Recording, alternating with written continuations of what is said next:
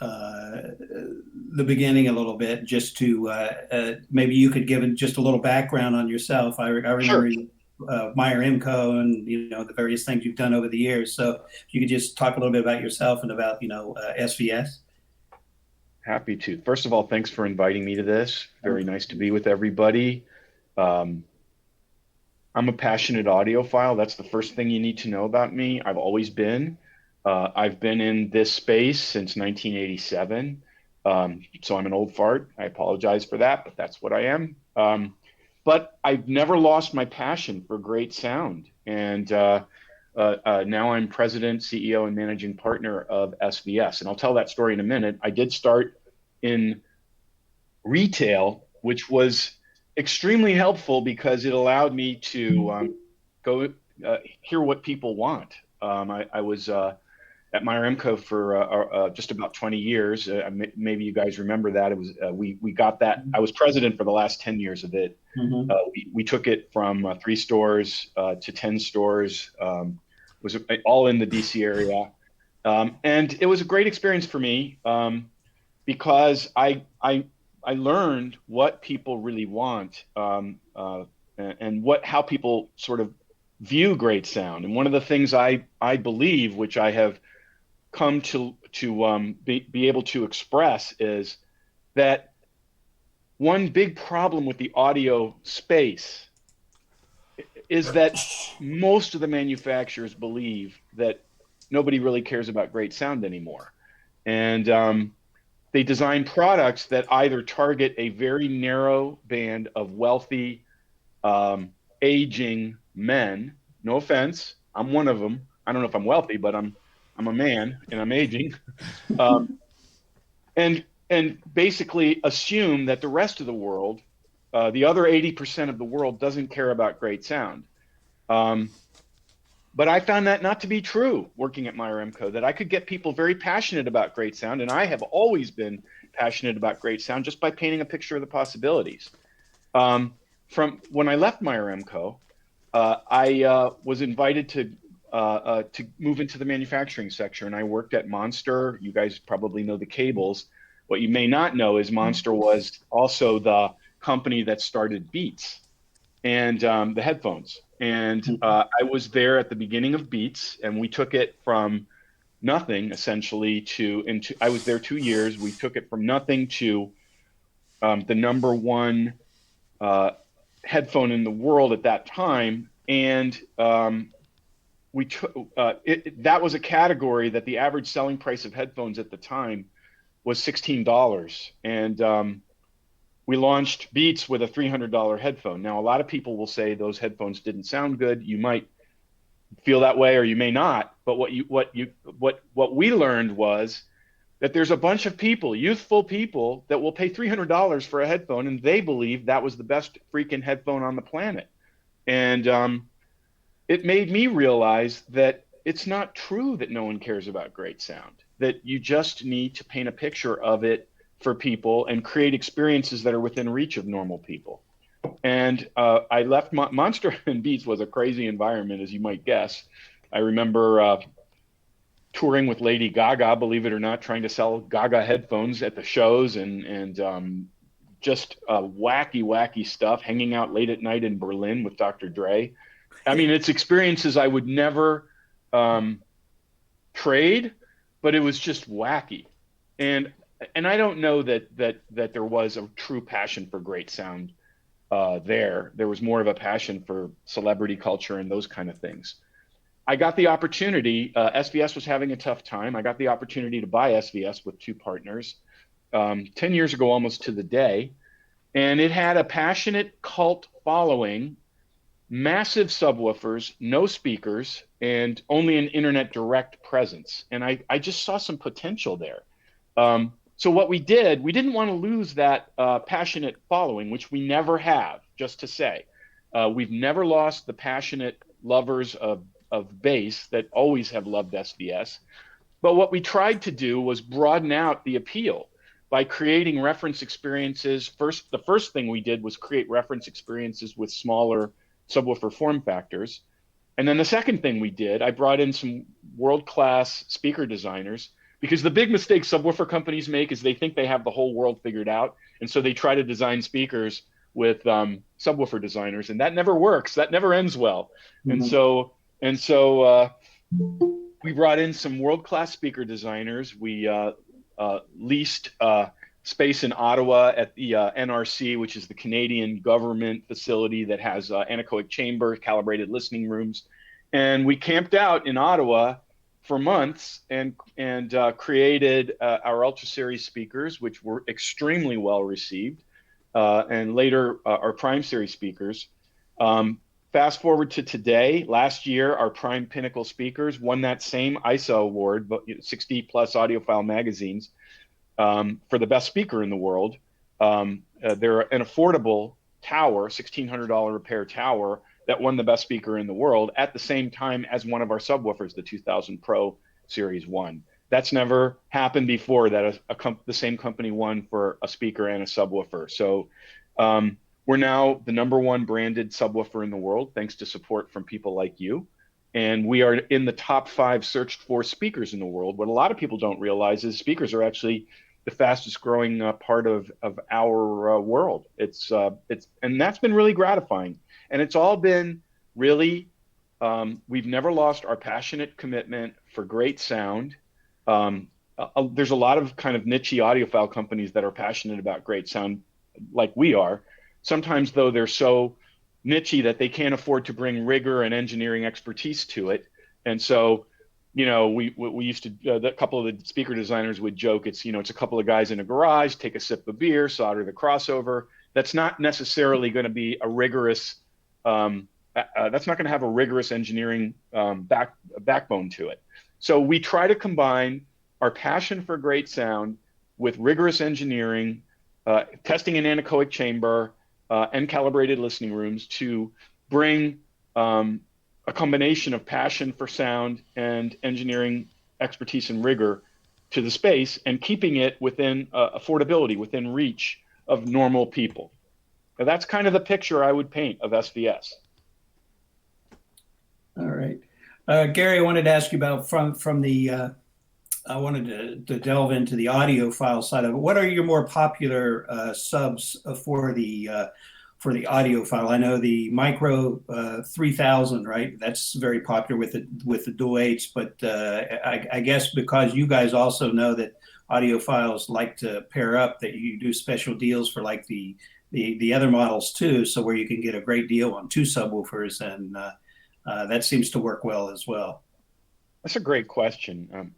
I think people assume because we're known for our subwoofers that they're always getting put in home theaters and people are watching Transformers and that's all it's about. But the reality is about 1/3 of our subwoofers are going into 2-channel systems. And the reason is that, yes, they go deep. Yes, they can play loud. But we also work very, very hard to have a very accurate frequency response curve.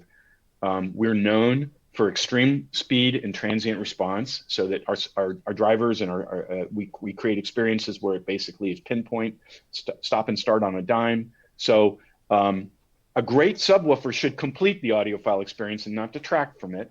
There are things going on, especially in acoustic music, that you will not hear if you don't have a subwoofer. I've been auditioning speakers because we're getting ready to we're embarking on a new project with speakers, and I won't go into that too much, other than to say I have friends in DC and in the audiophile store space, and so I get lots of speakers at my house that I can evaluate. I had some $24,000 towers. I'm not going to name the name of it, but they sorely needed a subwoofer to complete the picture. But you don't want a subwoofer that's detracting from the experience. It needs to seamlessly blend with the passive full range speakers, and it needs to be accurate, and it needs to be as quick, at least, as the speakers themselves are. And if you do that, then I think you're finishing the picture that you started with the passive full range speakers. To the point about, or the question about 3000 micro, I have to say I was pleasantly surprised at how embraced it's been by the audiophile community. I don't think it's actually come out yet, but you're going to see a review in Stereophile of the 3000 micro. I was given that review for fact check, it'll blow your mind. I mean, and it's not their usual subwoofer reviewer. It's somebody who went over to Steve Gutenberg's apartment in Manhattan. I believe he's in Manhattan, may not be. I know he's in New York. Steve Gutenberg, you may recall, was a writer for Stereophile, then moved on to CNET, and now has his own Audiophile YouTube channel. He was reviewing our 3000 micro, invited this Stereophile reviewer over, and he got so excited that Steve asked if he could just give the 3000 micro to that reviewer to review for Stereophile, and we got a rave review. So essentially, you're right, because we have it's a very small cabinet. It's very, very quick because it's dual active 8-inch drivers, no passive radiators or anything like that, in a sealed enclosure. Because they are force opposed, there's zero cabinet resonance. You can't even tell it's on unless you play content with lots of bass so you can hear it, because you cannot feel it vibrating. It doesn't create any resonance. And the audiophile community has really embraced it. And it's small enough to fit in any room. It's essentially it's a 10-inch cube. It's affordable. It's $800, so I mean, an audiophile typically would even be able to have two and be able to create a dual. And yes, you're right. We do a little courtesy discount if you buy two. Yeah. And I mean, I actually did not anticipate that it would be so embraced by the audiophile community, but in retrospect, it makes sense. It's really quick. It's really accurate. It's really small, and it's easy to pair up with another one. So that has really been a successful product launch for us. And by the way, that's I told you I was asked early, maybe before everyone joined, why don't you have a big driver subwoofer? And when we did launch 16 Ultra, when we developed the driver technology to support it, the other question I always got asked is, why don't you do a micro subwoofer? You know, like for example, Sunfire. I'm not going to name names, and other than to say that that's one they're known for. And the reality is that we never felt the technologies that were available to us or other manufacturers could create a real subwoofer in a micro platform. They could create something that made some noise, but I wouldn't call it a subwoofer. It wouldn't go below 20 hertz. It wouldn't be accurate. It wouldn't play loud. The old joke was they would vibrate themselves across the room when you played them. And we developed this amplifier platform, the 3000 series amplifier platform, that could create the current necessary to really create a real subwoofer experience. We created a long throw 8-inch driver and configured it in a dual active 8-inch configuration. So that combination of massive power, analog devices, very sophisticated DSP, and current capability because of an analog output stage, and the advances we made in the driver technology, we were able to create a real subwoofer experience in this micro platform. So that's kind of the story. Mm-hmm. Of the audiophile subwoofers, I assume that the other ones, the 12 or the 13-inch, are probably the most popular at this point among the music lovers, or is it still? I don't think it's a size thing. In fact, we have a little audiophile happy hour every other week on Thursday nights, and we just did one this past Thursday. This is a producer, and he calls himself a creative technologist. He's got a pair of our SB16 Ultras in his home studio, and he's like, you have to see the room to believe it. If you watch the show, we have a picture of the room. It's this fairly tiny room. He's got two SB16 Ultras in there, and he's like, they're not even close to breathing hard, but they're super accurate. He loves how accurate and effortless they are, and musical. So I would say, and don't quote me on this, I know hopefully you're not going to play this recording all over the place. I would say that our sealed boxes are definitely more musical than our ported box. Our ported boxes have massive output. They go deep. They're, relative to the same price range, the same series, you're going to get maybe more bang for your buck. But our sealed boxes, in my opinion, they're quicker, they're tighter, they're more accurate, and they're probably better in a two-channel scenario but I don't think there's a size that slants it towards two-channel, just the sealed cabinet configuration. Mm-hmm. We had a discussion, I think the last meeting or whatever, where we were talking about subwoofer technology a little bit, and there are still, some companies that are still using servo technology that are still out there. I know that it used to be used, 10, 15 years ago. It was a bit more common, but I think I guess once the higher excursion woofers and more horsepower and DSP and things like that, companies started shifting away from that. What's your thought on servo technology and subwoofers? Well, this is going to mean I'm throwing grapefruits from the bleachers at other people, but I will say this. Servo technology, what it is essentially monitoring the signal and attempting to correct the driver in real time. The problem is that the monitoring of the signal is in and of itself a delay. The secondary problem is that a servo can only move so fast. It's inorganic to the content. How do we solve that problem is actually we spend our way into solving it by creating massive motors that have incredible control over the driver. Our motor in the driver of the subwoofer you're auditioning now weighs more than most people's entire subwoofer, including the cabinet. And that is expensive to have a magnet and motor of that level of I guess gravitas, for lack of a better word to use. But what it means is that the driver is in total control. And I did tell you about the 8-inch edge wound voice coil that works in conjunction with the motor to control the driver, and that's what you want. The servo was a elegant solution at the time to. And by the way, do you remember where that came from? The servo controller, who first did it? It's a really because the first expensive speaker I sold at MyerEmco was to a mailman, believe it or not. But he loved great sound, and it was the Infinity IRS Beta. Do you remember that speaker? Yeah. It was a twin tower speaker. There was one tower that was the Infinity I can't remember what they called it, but it was essentially a electrostatic design, and it's full electrostatic in one of the towers, and then 4 active bass drivers in the other tower, and the 4 drivers were controlled with a servo that Arnie Nudell and Kerry Christie developed. And I'm not sure what happened. I know that they're all there in California. David Hall from Velodyne.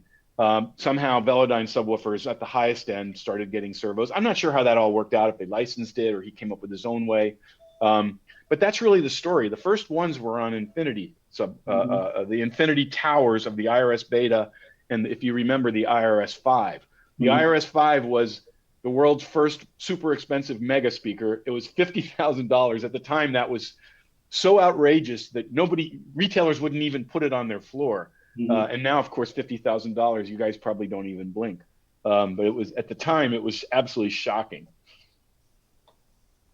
I remember the Velodyne. I had the 18, one of the big 18s that had the servo technology, and I had one that had a passive radiator also. Remember the VA series? It was the 1215. There was the 810, 1012, and the 1215. I had the 1215 in the 1012.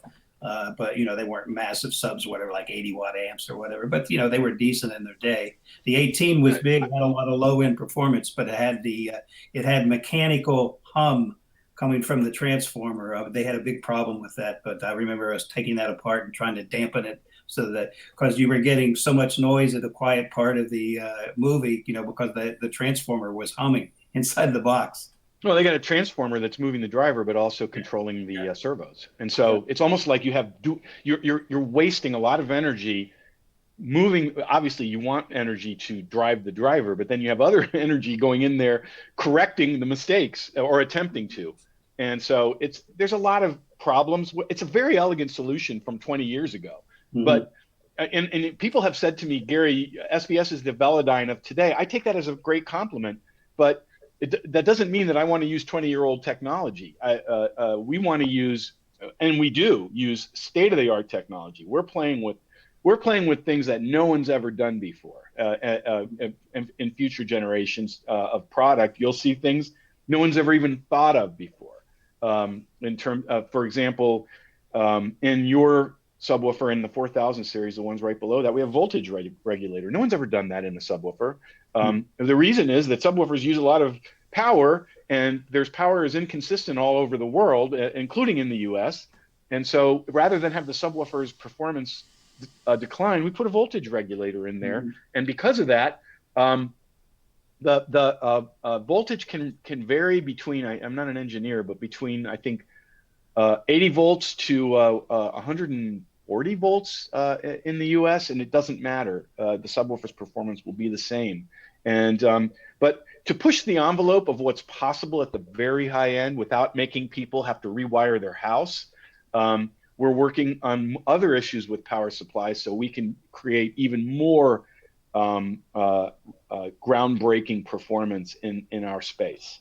So just stay tuned. We're trying to keep it very technologically up to the minute.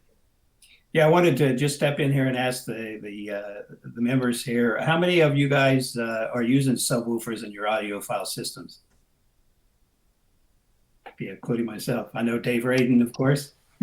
Matt, I can only see the top of your head, but now I saw your hand. John, I had some questions. I don't know if you're open yet. Oh yeah, Chris. Yeah, to this point, yeah. We're going to open to a few questions there, Gary, if we could. Of course. Okay, go ahead. This is Chris Barker. He's our webmaster and DIY, and all kinds of stuff. Turntable collector. Gary, great to see you. I think I've met you at previous shows, and I have to say that I spent all of my paper route money at MyerEmco back in the day. So that's how I got to know MyerEmco. I bought my first system there right out of college. Yes, well, I made my money at paper route cutting lawns, and then I headed right to MyerEmco to buy. This would have been a hell of a paper route if you could buy high-end audio for it. I had my neighborhood cornered. I had the whole lawn business and everything. I did quite well for a youth. I had a few questions, a lot of questions, and congratulations on the latest SVS 3000. It is getting a stellar feedback, as you say.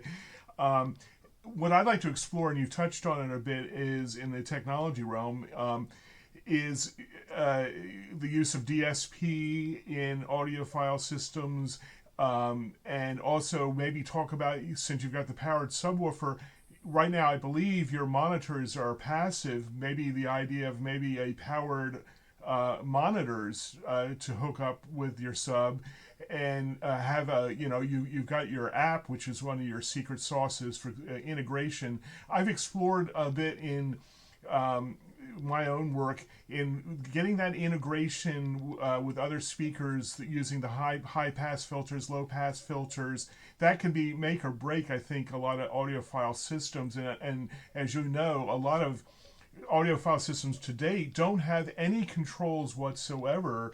They're very minimalist. Unlike home theater, where you have all of the settings for the crossovers, settings for between the woofer and the rest of the system, you have none of that in audiophile systems. And I'm wondering if maybe in your research and your line of speakers, you can bring more to that to help people get the best sound in their room. A lot to unpack there. First, thank you for the support. I really appreciate it. And thanks for the props. So first of all, you asked about DSP. When you have the sophisticated DSP that we deploy in our subwoofers, it's analog devices, 50 megahertz. It's the same DSP chip that you'll see in high-end preamp processors that are doing the full range of sound when we're only doing from 120 hertz down.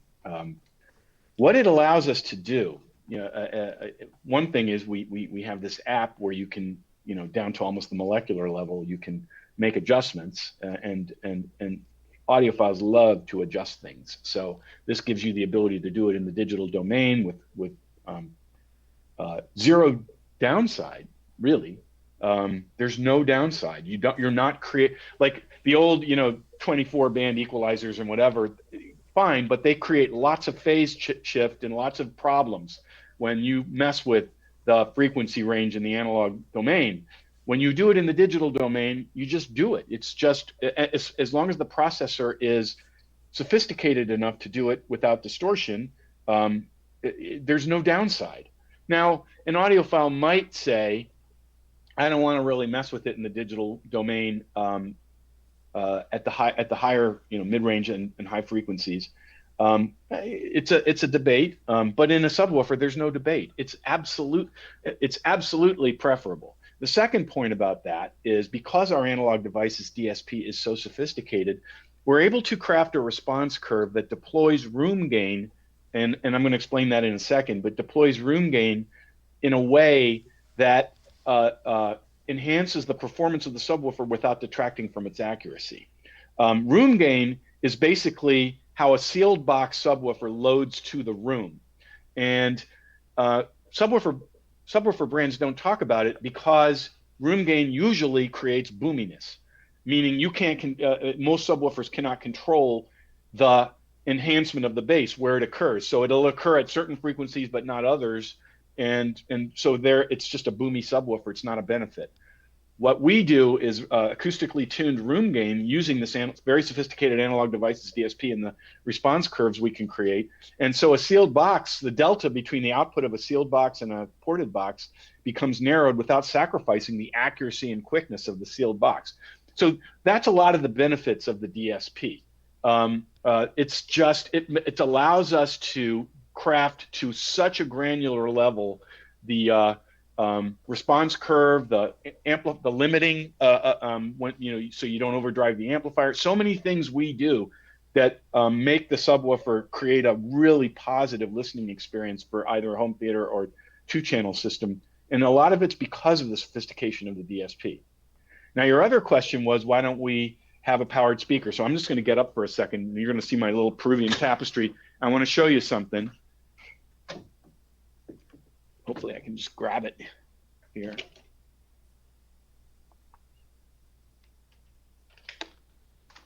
This is like a Woody Allen film. The characters walk out of the screen. They walked out of the picture. Then they come back. Ooh, okay, I see something interesting there. Yep. I see. So this is, I'm not going to turn it on, but this is our, that's one. Yep. And that's the other. Yep. This is our prime wire. This is the powered one. Yes. And then this is the passive. It's an active passive connected with a wire, or you can have two actives. This is a 4 times 50 watts two-channel true stereo powered speaker. It's our prime wireless, done really, really well for us, and it uses an active digital crossover. So we actually did exactly what you're talking about, Chris. And it's also got all the, it can be Bluetooth, or it can be connected by fiber, or it can be connected using a normal RCA connection, or it can, and what we recommend is it can log into your Wi-Fi, and it's one of the few wireless solutions that does true high resolution audio over Wi-Fi. So if you have Qobuz or Tidal or now Amazon Music, you can do full, or if you have files from one of the file high-res file companies, you can, in true high resolution, stream over Wi-Fi to these speakers. They're really, really good. And to your other point, Chris, if you use this, because we're SVS, we do have a subwoofer output on the speaker. If you use the subwoofer output, then the high pass filter immediately comes into play. The speaker opens up, and some of the bass in the content is directed to the bass, but not to the full range portion of the speaker. So everything you said, we're doing with Prime Wireless. And it's been a really successful product for us. And it's because it's a Wi-Fi system, we literally have, it's multi-zone. So I just heard about a customer who has 14 sets of Prime Wireless. all over his house, 14 different zones. And then the other one, let's see if I have one here. I don't know if I do. I don't think I do. I have one that's hooked up. If I take it, everything's going to fall apart. So we also have our Prime wireless, what we call sound base. And essentially, it's all the things I said, all the streaming capability, the high res, but instead of in speakers, it's in an integrated amplifier, 150 watts times 2 integrated amplifier. Yeah, I know about that, yeah. And so you can just connect it to any speakers you want and turn any passive full range speakers into active smart speaker zone. Very good. Thank you. Gary, do you have any plans to go active on your bigger systems, say for creating a full, say, multi-channel, like on your towers and your center? So anywhere along the line, I worked in the pro world for years with Pro Audio Review magazine. Of course, the pro world switched, back in the, by the early mid 90s, we're already starting to switch from passive to powered studio monitors and that sort of thing. And the audiophile world has been slower to embrace that because of the affection for big, large amps and all that goes along with that. But there are lots of advantages to active speakers with regard to the DSP and the integration and all the rest of it. Is there any plans to do that somewhere along the line for the more up end lines? Right now, we have this. So this is one of our solutions. I'll just show you this. This is our SoundPath. That's the tri-band. That's a SoundPath tri-band wireless audio adapter. And essentially what it does is with extremely low latency, wirelessly can connect to any full range speaker. It's CD quality, so it's not high res, but it's does, like, for example, in a scenario where you wanted to have powered rears in a home theater, it's perfect for that. If you wanted to have a subwoofer across the room and didn't want to run the wire, it's perfect for that. So that's one thing. And then the other thing we're working on is deploying that same technology in a powered speaker so that you could, and it's very plug and play, meaning all you gotta do is plug it in to the wall and it pairs immediately. You don't have to do anything. And it's very low latency. That would allow for you to either use those powered speakers as rears just in and of themselves in a home theater, or they could just be your main speakers. I personally would say a better solution for an audiophile group would be something like our Soundbase, Prime Wireless Soundbase, because it's an integrated amp and allows you to use your favorite speakers and do it in full high res. So that to me is probably a better solution for an audiophile. Okay. John, just to pick up on what you're talking about, powered solutions, there's a number of manufacturers. I'll just mention one that comes to mind. Buchart, for example, out of Scandinavia, has a speaker now. I don't know the model number, but it actually has downloadable DSP algorithms that are room curves and stuff. And that's another area I think that is a fascinating and possible, as these things develop. Any thoughts, Gary? We kicked that around for Prime Wireless. We had all kinds of ideas, and one of the very key ideas was this product sounds amazing sitting on stands, which is the normal way you design a bookshelf speaker. Up against a wall, the bass loads, and so you get more bass. We had a debate internally about switching between, you basically, if it's up against a wall, one position; if it's not against the wall, another. Because we can do anything we want when it's all in the digital domain anyway. I voted against it because I didn't want to send the message that we're messing around with the frequency response. So it's a very interesting question.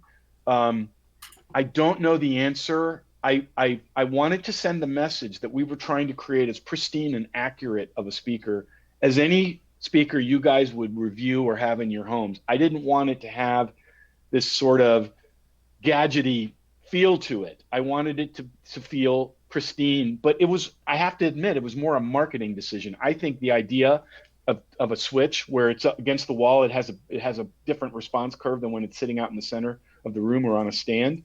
I think that's actually really practical. So we continue to have these conversations.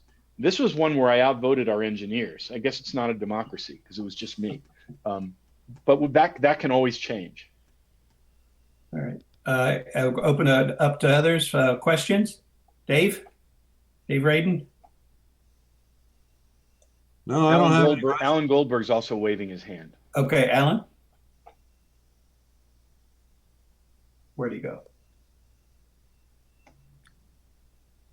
Unmute.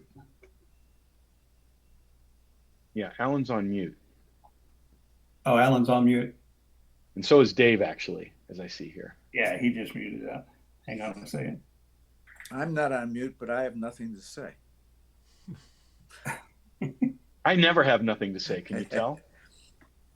I went to go off mute and hung up. Sorry. Hey, Anyway, I don't have any questions. Well, I'll throw another question out to you, Gary, just wide open. We've talked a lot about speakers and subwoofers and DSPs and all that. Any other product categories you'd like to get into? We live in a very mobile world. Headphones, earbuds, any of that kind of thing. You worked with, you started with Beats, and you obviously know that arena. Any thoughts in that area? Yeah, we've played with that over and over again. We have actually a great relationship with the top headphone factory in China, which you need to do great headphones. You need a really, really sophisticated factory. What I have found is there's a lot of smoke and mirrors in the world of headphones, and so I've felt that if we created a headphone that was just absolutely didn't make a lot of the mistakes that I see, that it could be very successful. But that's kind of a back burner because I don't feel it's exactly in our sweet spot. I am looking at some other categories. I don't know how much of the other one that I think has a lot of smoke and mirrors and not necessarily so. In other words, it doesn't have to be that way, is soundbar. I mean, I have just gone through so many soundbars in the past 2 years, and they all are slightly better than the TV speakers. I'm just amazed at how much money people are willing to spend on something that's so mediocre. And so to me, that is a massive. What if somebody created a real soundbar with real speakers in it and a real subwoofer? Perish the thought. I mean, and surround speakers that are actually good and can connect wirelessly, and not cheap, because I don't think you could do all that for a couple $100, but within reach of a normal person to create an authentic, immersive, convincing home theater experience. I think that's a huge opportunity. So I don't want to play my cards too much, but we're actively looking at that and working and prototyping, and I'm excited. Because I think that's a category where it's just deflating. I don't want to name names. I hate manufacturers that criticize other manufacturers, but I have gotten all the top brands cycled in. I'm looking at the one that's gotten a lot of praise in the past 6 months. I'm not going to name it, and it's not bad. It's a little bit better than the $600 LG TV that I have in here as well. I mean, a little bit better. But it's $1,800 worth of soundbar. I'm like, what the heck? Can't we do better than this? So that I think is a really big opportunity. Another big opportunity I see. We've been really gratified to see how our speakers have been embraced. It's a wonderful feeling because every retailer is a frustrated speaker designer, and so and my friends from the retail space because we all say to ourselves, I could have done better than this. Why did they do that? Why did they do this? And to be able to bring speakers to the world and have them be positively embraced, I can't tell you what's more. It's so gratifying. So we want to continue to push the envelope of the level of reference performance we can bring to the speaker space, yet still keep it within financial reach of a normal person. The way I define that is, if you have a job, you should be able to own products that create great sound. You shouldn't be stuck with products that don't. And so I don't think someone who has no job, who's food insecure or something like that should be. I'm sorry that that's happening, and I'll try to make the world a better place. I don't think our products are appropriate. But if you have a job and you love great sound, you should have some way of having that in your life. That's something that we believe at SVS. Gary, I just wanted to mention you're right about the sound bars. Most of them aren't very good. But Atlantic Technology has made the H-Pass for a number of years. I reviewed the original one, I don't know, 2009, 2010. That's a pretty good sound bar. As far as sound bars go, it's about $800, and it does have a pretty good low bass. In fact, Mr. Gutenberg and I reviewed it about the same time back in that time frame. That's about the only one that I ever thought was halfway decent. That guy, Peter Tribeman, who's the man behind, he's a wonderful dude, great guy, and I haven't heard that soundbar, so I'm gonna get online and buy it. Well, you're in Frederick. I'm in Kensington. I have one. I'll bring it up sometime to let you try it out. I'll just buy one. My company will pay for it. Pretty good.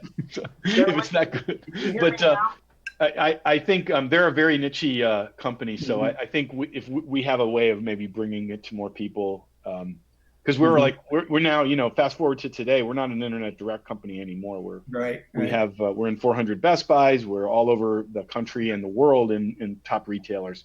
It looks like Alan's mic is fixed. Alan, did you have a question? I reconfigured it. Can you hear me? Yes. Appreciate it very much. My name's Alan Goldberg.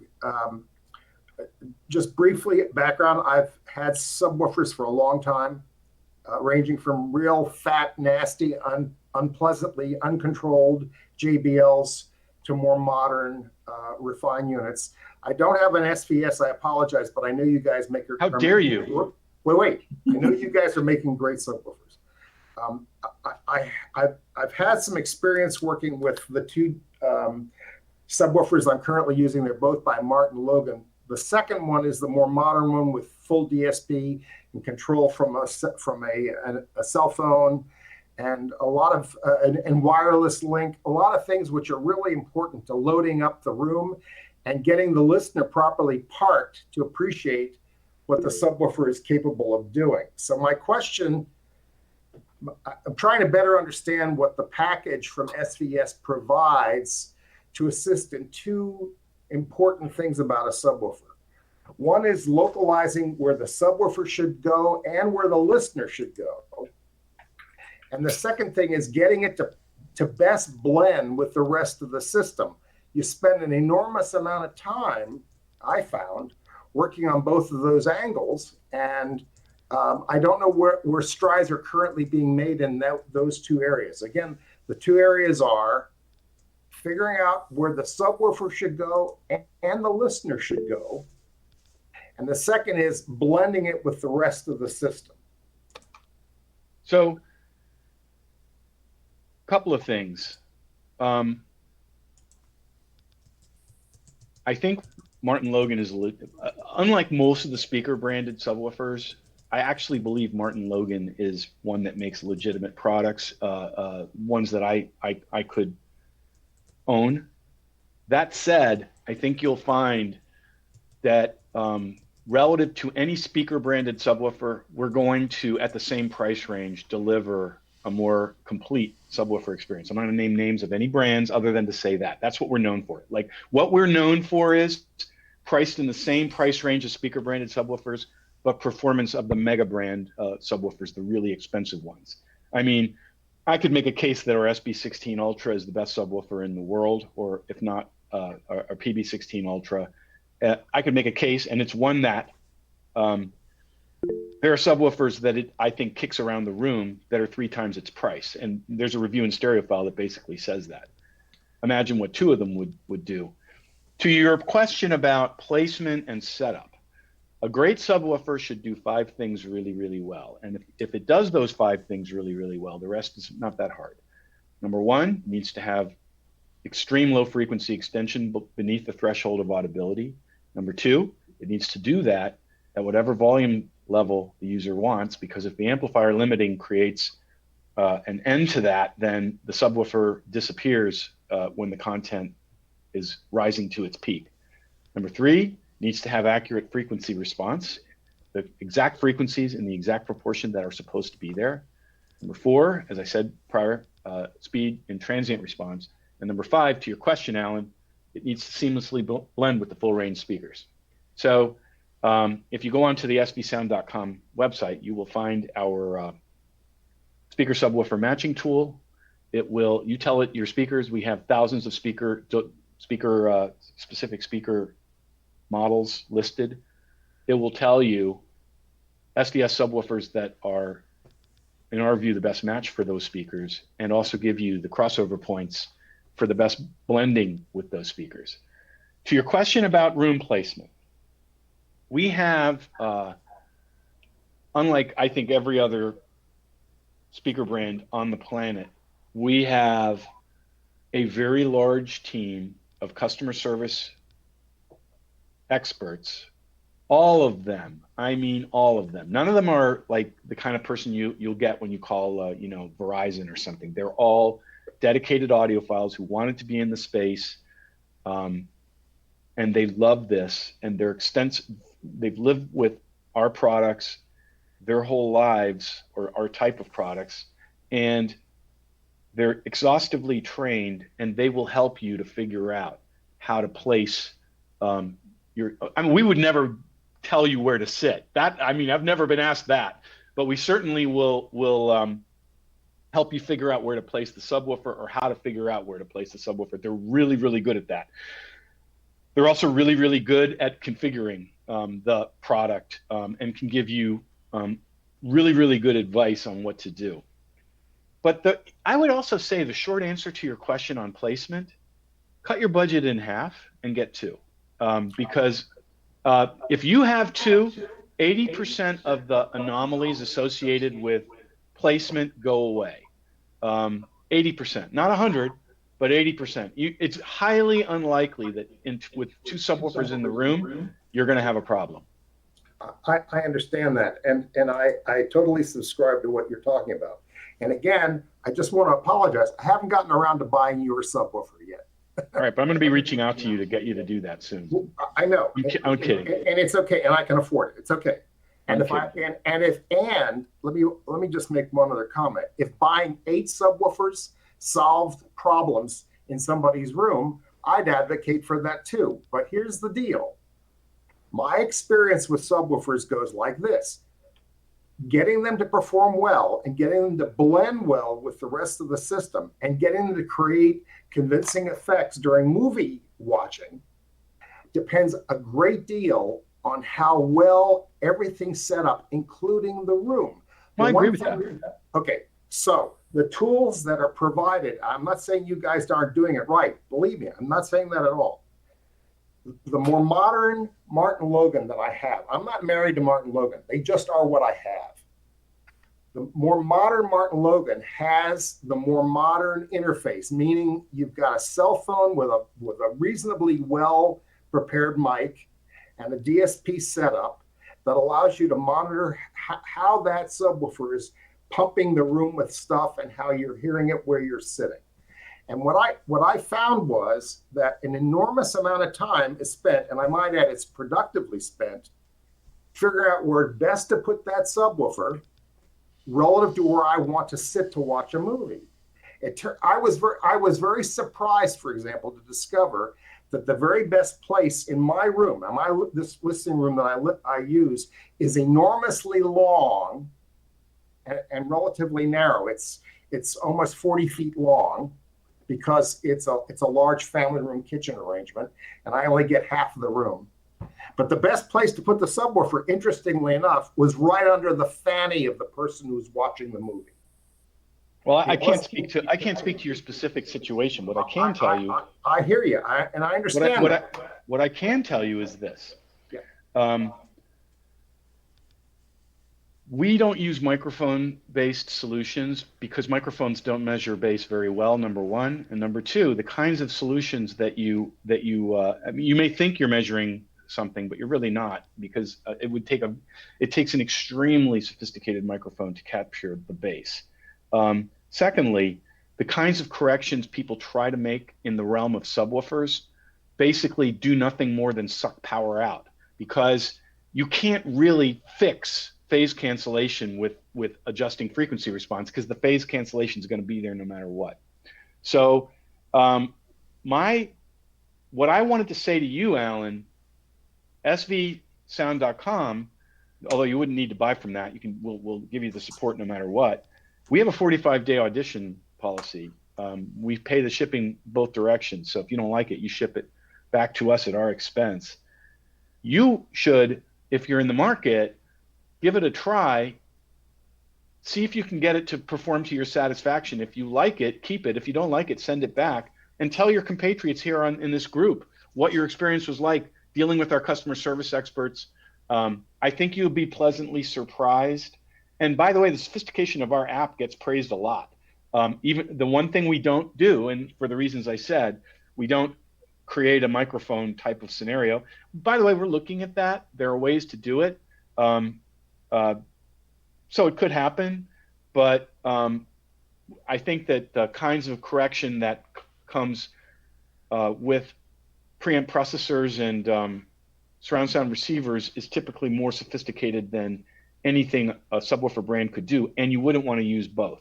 So, but never say never. I can tell you that we do look at that and still are looking at that.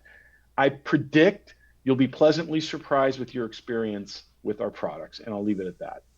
I appreciate that. And I simply would, as an epilogue, say that the experience of, for those who have never used a subwoofer or haven't had the delight of having one, they can be maddening until you set them up right. But once they're set up properly, there is a realm of sound that people miss if they don't have one.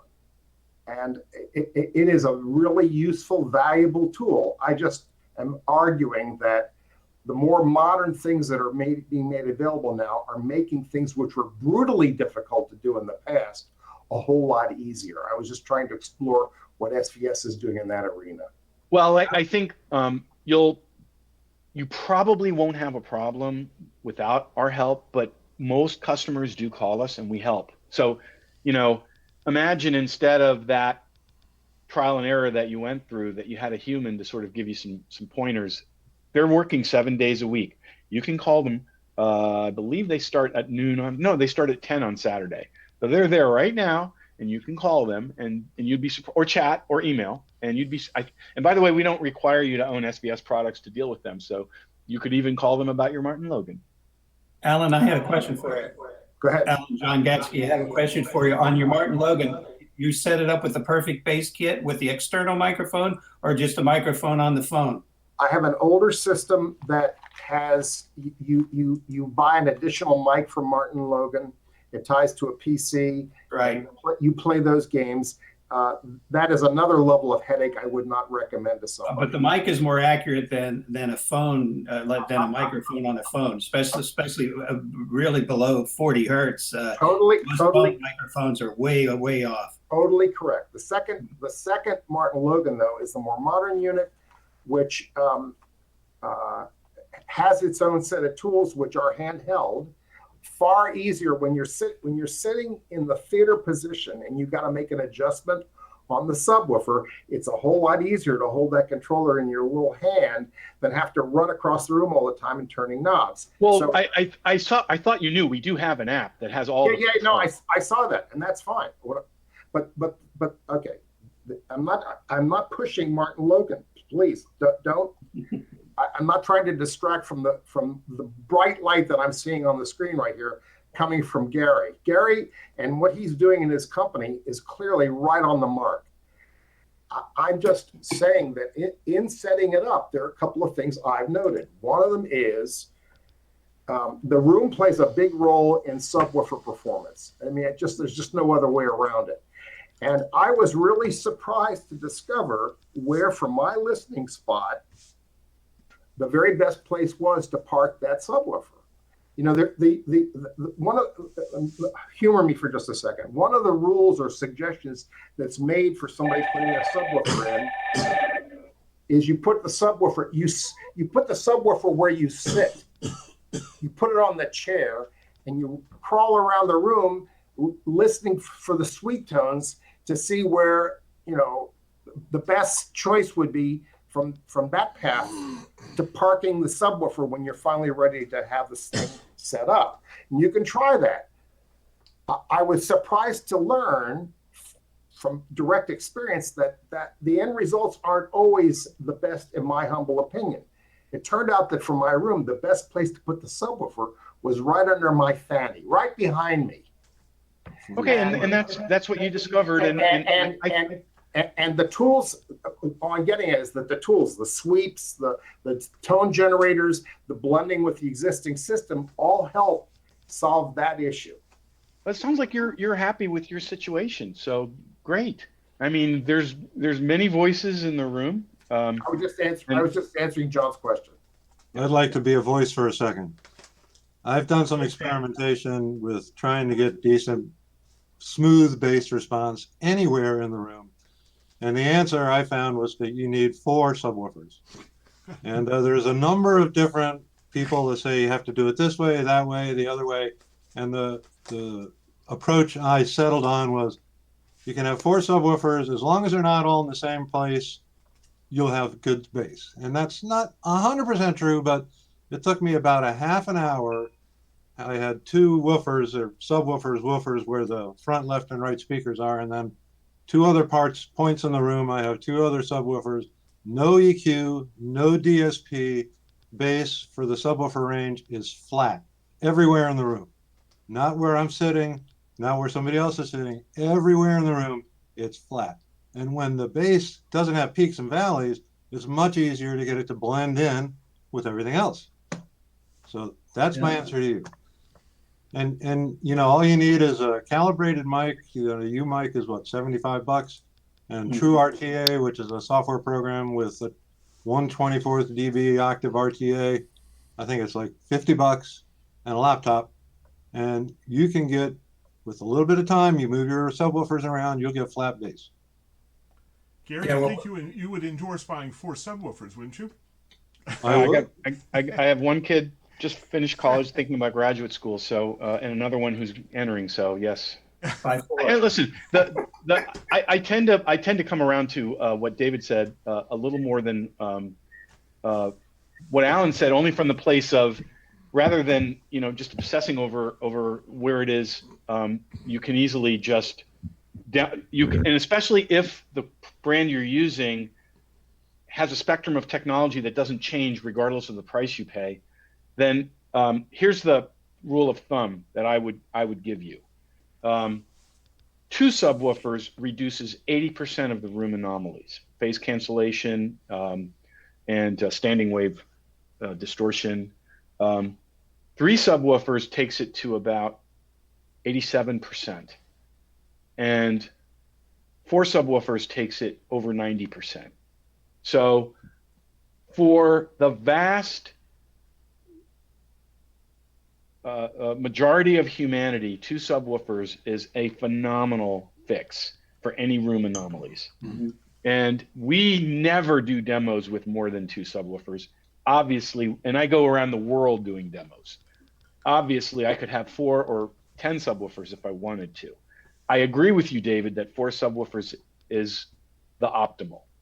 And in fact, we have systems around the world with 4 subwoofers, 4 PB16 Ultras, 4 of our biggest ported subwoofers, that it's big enough to be a coffin for a little person.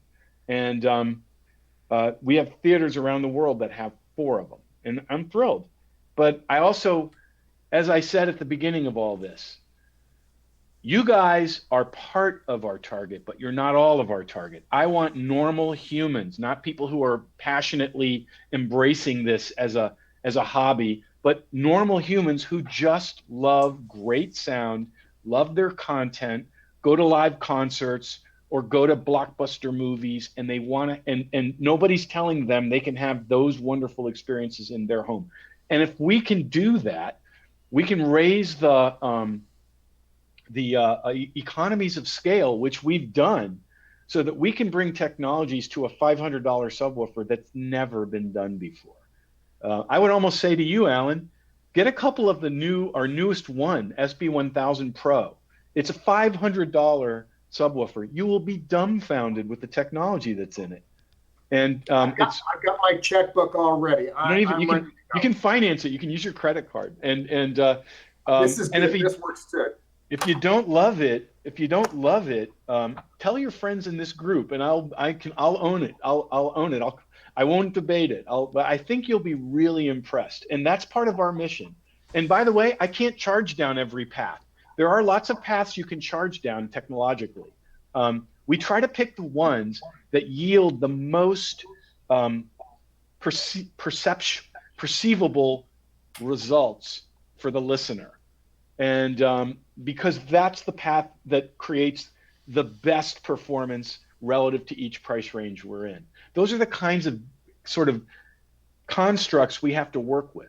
You can't, imagine a Ferrari that cost the price of a Honda Civic. It's not possible because that's not what they do. But imagine if you could create in a normal price range, maybe Honda Civic is the wrong example, if you could create in a normal price range a reference experience like that for normal people to enjoy, that's SVS's mission. And by the way, I'm not saying we've checked that box. It's a journey. We've been on it for 10 years. It's the most fun I've ever had professionally. It's awesome, and we're going to keep pushing the envelope. And we're going to try to. I mean, the great thing for me, a lot of times when speaker brands or audio brands target everyone, then the audiophiles don't want anything to do with them because they've dumbed down the technology to a place where the audiophiles want nothing to do with it. We've really worked hard to cultivate audiophiles at the same time, and we do cultivate audiophiles at the same time as we bring, Larry Lunchpail, who's 28 years old and saving 6 months for a $500 subwoofer or a pair of speakers. And I love that. I love having you guys and him at the same time. That's our mission, and we're going to keep working really hard to execute on that. And by the way, the challenge, you kind of issued me a challenge, Alan. I love that. We're going to work. You did, and it's great. And I have to say, I love that because it just keeps me in the game. It keeps my game face on, and we're going to keep working to rise to those challenges. But I really do hope you take the plunge and do it on our website, because if in any way you're disappointed, the 45-day return policy with the shipping is paid both directions, you won't regret it. Hey, Alan, John Gatsky here. I just wanted to say, I wanted to do a plug for the SVS app is very good. Yes, there's no accompanying measurement method along with it, but there are so many parameters to it. You can audibly tame problems and that sort of thing, and set the crossover, the high pass, the low pass, and all the rest of it. Apply some EQ and audibly, without even a microphone, you can get it sounding pretty good. I like the fact I have a real-time analyzer with a calibrated mic, and so I use that, and then I confirm with my setup using the app, with my test tones for subwoofers. By using the app, you can tweak it a lot to get it to sound great. It's a very easy to use app. You download it. It's not very difficult to adjust each of the parameters. So it works quite well. In fact, I have the Sealed Ultra over here at the beach house, which has a couple of nodes in it or whatever that at the 80 hertz crossover, whatever, and I even turned it down to 16, but to 60, and there was still some of that with it. But with tuning with the app, even without the microphone, you could hear it made a major difference. Cleaned it up, still had a good loud level in the perception, and so it works wonderfully, and it's very simple to use. The other plug I wanted to make for can I say one thing on that? Yes. One of the things that I have committed to with our engineers is because we do have the capability to make the app exactly what Alan is describing. One of the things I have challenged our engineers is all our updates to our app are free, meaning anything we do to enhance the app comes to anyone who's ever owned any of the subwoofers that deploy the app. So one of the challenges I have given to our engineers is, if we ever do this, and we're working on the technology to do it, it will be updated in the app, and everybody's existing subwoofer will work with the app to do that. So you won't have to. You might have to buy a microphone either from us or someone else, but other than that, because I don't believe the apps that use the phone microphone. Forget it. It's just terrible. It makes no sense. I totally understand that. I do encourage you to think about using what you're holding in your hand or whatever you can use to control the subwoofer to also allow connections to a better mic. Yeah. Being able to have something to measure how well things are doing and spectrally how things are behaving, I personally found really useful.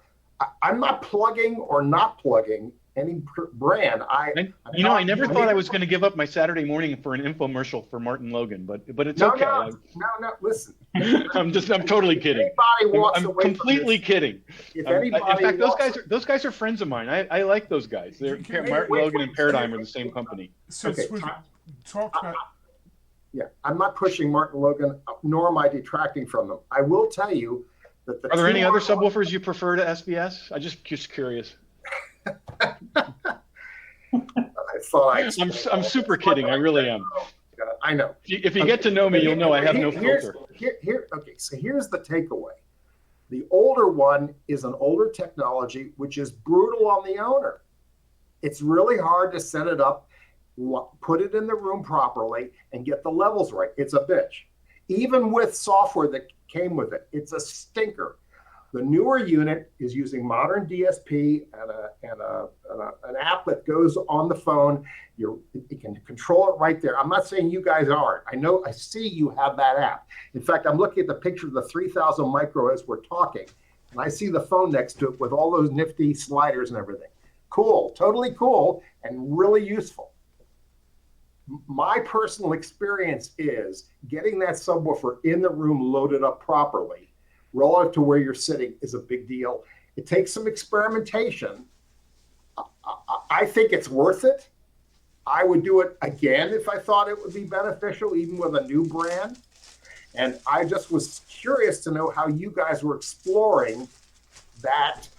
Just remember that, I think you're glossing over the fact that we have full-time customer service people that walk people through. No, I heard that. That is really huge because we have literally hundreds of interactions a day with people that are trying to do exactly what you're talking about.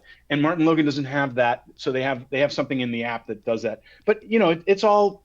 And I'm glad. There's a reason why there are lots of brands out there because there's lots of people and lots of different priorities. I'm glad to be such a. Hey, there's another point to this, by the way, from measurements or whatever. Just like in measurements of gear, there's an expectation of sound. I've set up flat subwoofers before in rooms where the measurements were perfect, and a lot of people that I thought that were fairly well educated would say, well, there's not enough bass there because it didn't have a mid bass load like they were used to hearing. Some people have different expectations of bass, and just because you measure it, it may not be what you want in the sound as long as there's not an anomaly in it. Some people like that bump. I know lots of people who run their subwoofers 4 to 6 dB hot over the rest of the speakers because they like it that way. Well, and I assume you guys know that there's no subwoofer measurement you can do indoors that's accurate. I mean, right. There just isn't because the waves are too long. All right. Well, listen, I know you wanted me only for an hour, and I feel I've overstayed my welcome. I really enjoyed this time with you guys. Gary, I want to give you one more plug. Okay. 2 things on your subwoofer. I've been reviewing for 30 years. I will tell you that SVS subwoofers are big and cumbersome. They ship them in the box that is very easy. It kind of unfolds and slides out on its foam pallet. And even though the subwoofer, the Ultra is about almost 150 pounds, I needed help to get it into the house first floor. But once I did that, unboxed it, slid it out on the pallet, just tilted it a little bit, pops out, and I had a little piece of carpet, so I just drug it over to the position. Very easy to get out of the box and to get it back into the box because it's kind of a box in a box that goes right back in if you had to ship it back. But that brings me to my second point is that these guys are really service oriented. If there's a problem with it, they normally, once you consult with their online people, if they determine based on a video and a sound, if there's something that's working or making a sound that it's a driver or if it's a piece of electronics, they basically send it out in most cases to the end user who bought it, and he replaces it himself. You don't have to ship the subwoofer back, and that's a great thing. I will say one thing about that. That took us 6 months to design that packaging, because we knew, especially with the PB16 Ultra, that people were going to kill themselves. This PB16 Ultra is 140 pounds, and so even 3 people could hurt themselves. Yeah. But instead, all you got to do is kind of walk the box over to where you want it, and then slide the subwoofer. And it's cardboard slide. I've seen other attempts to do this. It's cardboard sliding over cardboard, reinforced by foam. It was a really cool design that one of our engineers worked on for quite a long time. So and then you just kind of lean it over to pull the sliders out. You don't have to lift it ever. And I do think that that's something, a very little subtle thing we worked on for a long time. So thanks for acknowledging that. And it's really been fun. I love being around people who are passionate about great sound. I am, and so is everybody in our company, right down to the warehouse and operations people. We all are, and we're going to keep pushing the envelope of what we bring out to folks like you. So thank you very much for welcoming me. Thanks very much. I appreciate it. I appreciate you guys. Thanks. Okay. Take care. All right, folks, that was our subwoofer. Thanks for taking my question. Wow. No, I agree with, but Alan, I like the Perfect Bass kit. Of course, I reviewed that when it first came out, the first generation one with the tripod or the mic stand or whatever. And you're talking about you also took multiple measurements from different spots in the room and that sort of thing. The phone app is kind of the new version of that, which is just modernized. I'm not married to the measurements, and I'm not married to the mic, but what I believe, I don't know how many of these guys who are here today have a subwoofer or have used it or considered it. In my own personal experience, it's not just about organ music, and it's not just about the Matrix helicopter slamming into the building and scaring the crap out of whoever is in your movie room. Yeah. Although those are stellar reasons for buying a subwoofer, trust me, they are. But just a kick drum. Large symphonic works, they are staggeringly different with a subwoofer. I agree. It's not because it's artificial.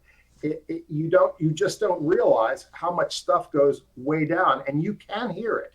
So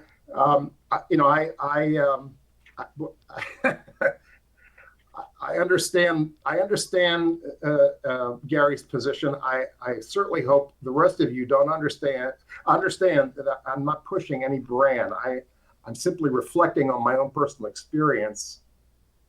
My background, by the way, is engineering, and I've built my own stuff, and I've bought a lot of cool stuff. Hi-fi is a remarkable, fabulous hobby, and good set of ears and a good set of instincts really is helpful. But subwoofers, I wish they were turnkey, but they're not. No, they're not. No, I agree with you. You gotta. They're probably more sensitive to the room than any speaker you're likely to buy. And you just have to realize, lifting a 150-pound speaker up and putting it on your easy chair while you crawl around on the room and on your hands and knees trying to find the best corner to park it ultimately. Good luck. I mean, I don't care how easy it is to get it in your room. At the end of the day, you still got to put it in the right spot, and there is a tuning issue that's involved there. So anything they do to make that easier is a big deal. Yeah, I'm done. I'll shut up.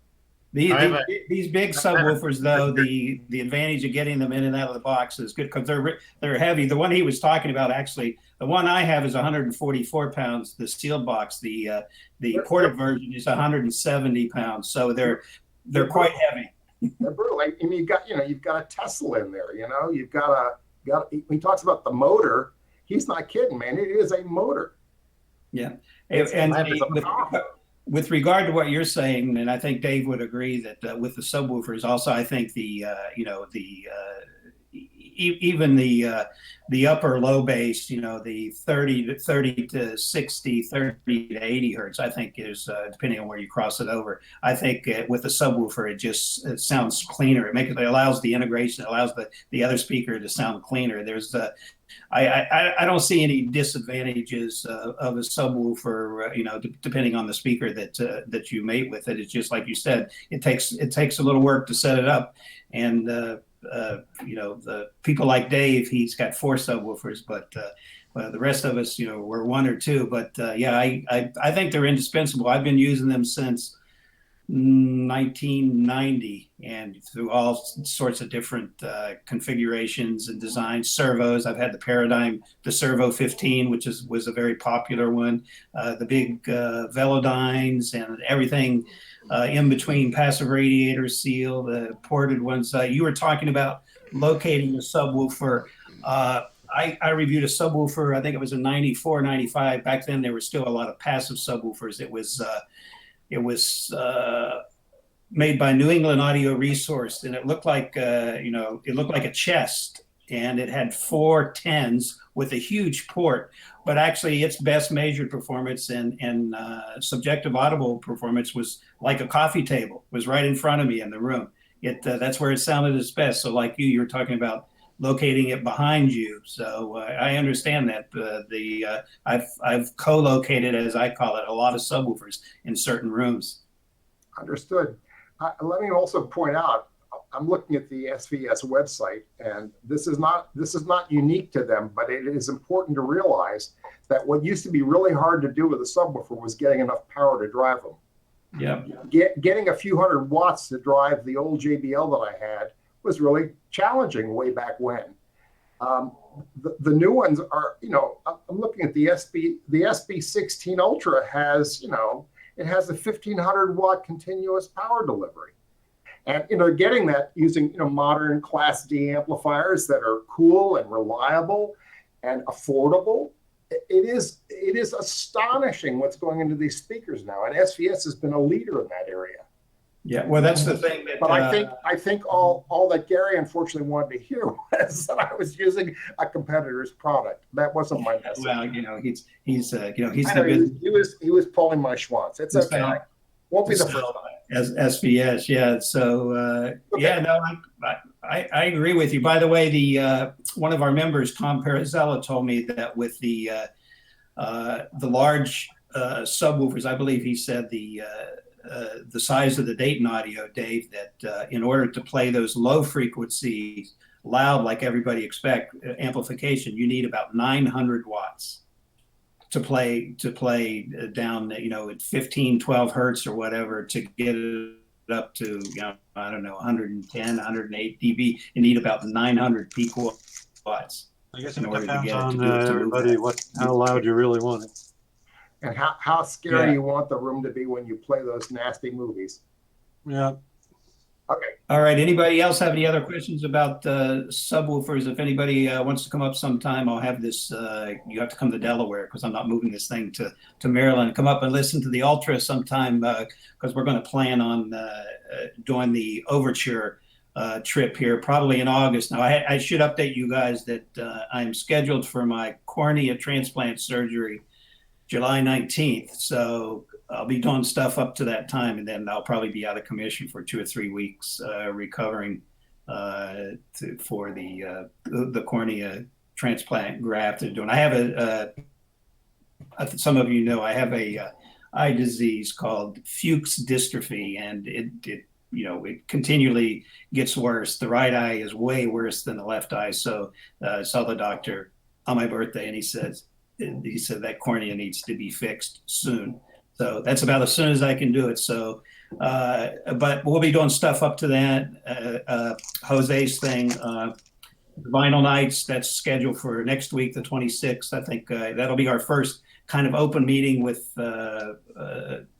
more than a few people. I think it's going to have 15 people. So anybody wants to go to that should get on the invitation list. Other things to talk about, the trip to Overture should be, will probably be in August after I've recovered. I think Russ is going to host something. I'm not sure what he's going to host, somewhere in the interim, maybe in July. And in September, we're looking to resume, as things look with COVID now, to a regular meetings. So we'll let you know on that. Probably September will be the first, and I'm hopefully going to do the yard sale by October again, get that going. So I'm sure we've all amassed a lot of stuff that we want to get rid of, right? So any other questions on any other business or any other thing, Chris?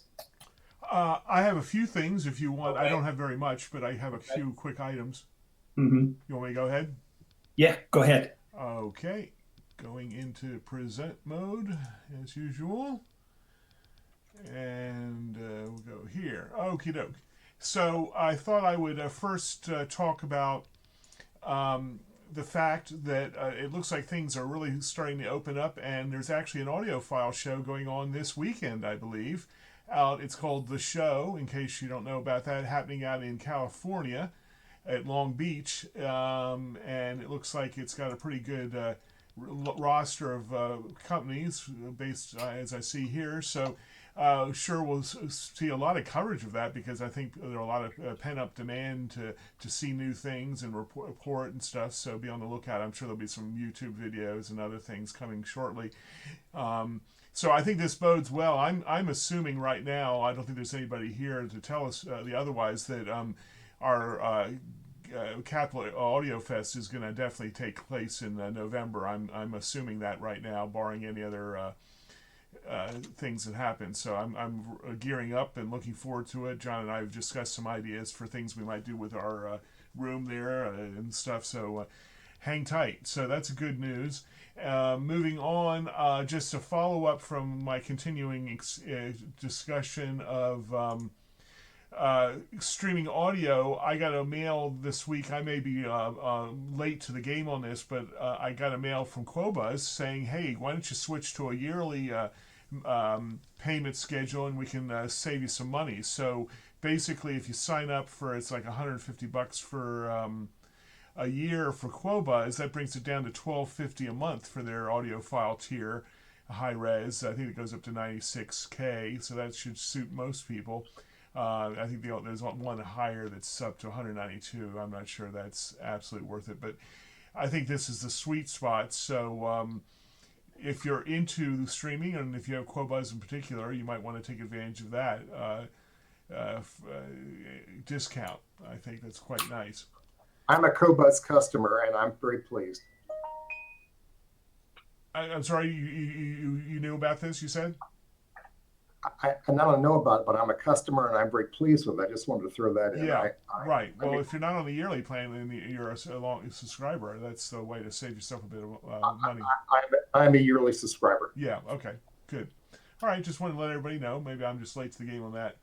On another topic, bringing up here real quick, I just wanted to alert everybody locally. Actually, a lot of the concerts things are starting to happen in concerts again. You remember, maybe some of you remember live concerts, and one concert in particular I think is of interest is James Taylor at Merriweather Post Pavilion in August. Now, it's not just James Taylor, but his special guest opening is Jackson Browne. So if you're of that ilk and enjoy, and some of you will remember that Jackson Browne actually recorded an album partially at Merriweather Pavilion back around 77 or so called Running on Empty. And so he'll be back.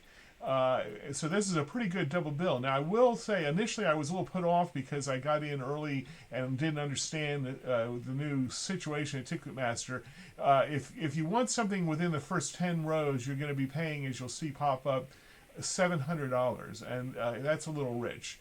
But the tickets are on sale right now. This is a live look, so you can see what is actually available right now. If you are willing to go back another 10 rows or so, well, that's not a good example, but there are some over here, let's see, that are 175. That seems to be the better for a not too bad a seat. That's still expensive. 175. Well, Yeah. It may be. I agree. I mean, back in the day, I saw James Taylor at Merriweather Post Pavilion back in the day. I paid probably all of $10 or $20. Basically, it's inflation plus a little bit on top. I agree. It's $700. I want to have dinner with James at that price. But for we're going to bed with him. Yeah, but the 175 is unfortunately for some of the more bigger events is not outrageous. I will say also you can get cheaper tickets here as you obviously go back farther, 125 or so, and lawn I think are only 55 or something. So that's also a possibility. 55 for the lawn. So anyhow, this is a nice. This if you're of the right. Group that enjoys James Taylor and Jackson Browne, I think this should be a very nice concert if that's something that appeals to you. I just wanted to alert people about that. I've bought tickets. I'm going to see King Crimson at the Anthem in September, and the pricing was similar there. I had 5th row seats, so that was pretty good. I was pretty happy about that. So keep your eye out. There's some good music coming to town again, and you might enjoy that. Okay, so the only other thing I have here is I usually have a musical recording to play for you. And this one is a new record I just discovered this week, came out by, I'm going to mess up the pronunciation, maybe Mats can correct me here, but it's by a guitarist I did not know, Sverrisson, I think is his name, or Sverrisson, with one of my fave guitarists, Bill Frisell. This guy is just so prolific here. Let me just run a quick...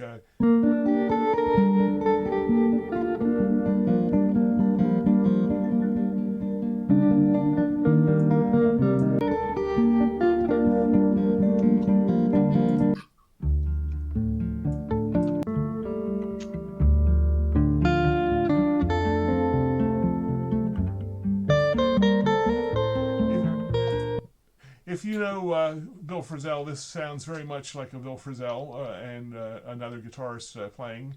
And you can get it on Bandcamp. It's like $10 or so, and it looks like a very good release, and you might want to check it out. So that's my Bandcamp music pick of the month, and I am now going to return it to John. Hey, Chris, I can just give you feedback. Can you hear me? I can hear you, Matt.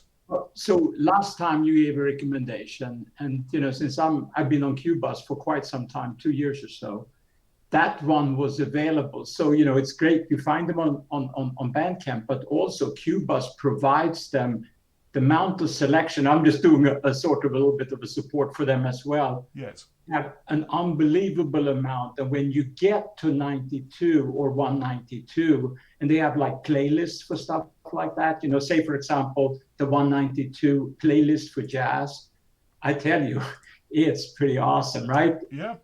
It's really good. I'm really pleased. Absolutely. I use the streaming services for discovering new music, as you say.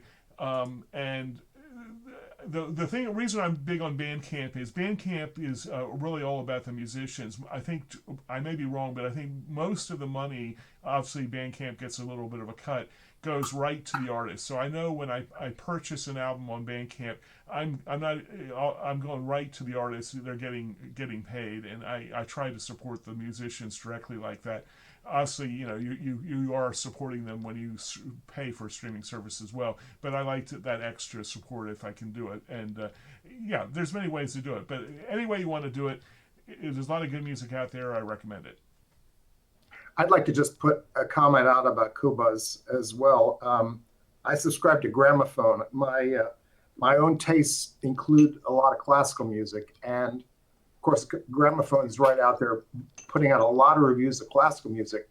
Qobuz is really good about keeping up with what Gramophone is reviewing. And, if you have a subscription, you don't have to buy the album to see what it's like and confirm or deny what the reviewers are saying.